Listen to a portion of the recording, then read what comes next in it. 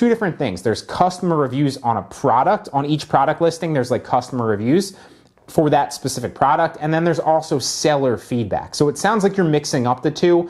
You're not really, as like somebody that's doing reselling and online arbitrage, there's already an existing listing, right? So in that aspect, if that's what you're referring to, then you're not worried about the customer or the product reviews on that actual listing, right? You don't care about that, right? Assuming that there's at least one, and assuming that you're sourcing a listing that has, you know, some reviews, if you're talking about how your seller feedback fits into that, then it doesn't really matter, in my opinion. I would say get started. You know, you're gonna eventually accumulate feedback. You'll accumulate feedback as you start selling more. But most people, when they go to click the buy box, they're not checking the seller's feedback. Like, I never do that, and I don't think the majority of buyers do that either. So like, at no point in time, if you actually do win the buy box, will a buyer be concerned with your seller feedback?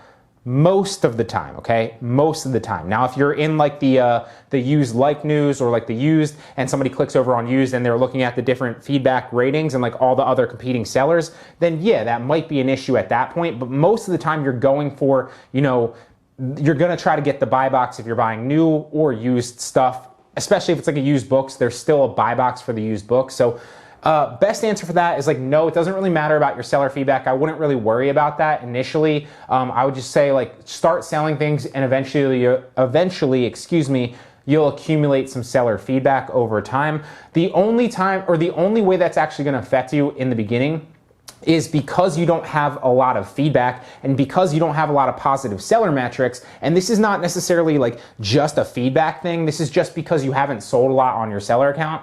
You're not gonna get the buy box as much compared to other sellers that have better seller metrics and better feedback, right? But ultimately, that's just one of the things that goes into who gets the buy box. The most important things are price and availability to customers, okay? So if you can hit the price home, right, and you match the price on the buy box, and you have the best availability to a customer, right, meaning like if yours is in like a New Jersey, warehouse or prep center, right? Or FBA center, excuse me, and the buyer somewhere local to Jersey, and the other person on the buy box that might have the buy box is competing with you on the same price, but their inventory is in like Texas or California, and the buyer is in New Jersey or in like PA or somewhere close, then obviously you have a greater chance to win the buy box because you have the same price as them, but your availability to the customer, Amazon's ability to deliver it to that customer through your actual product is a lot better, right?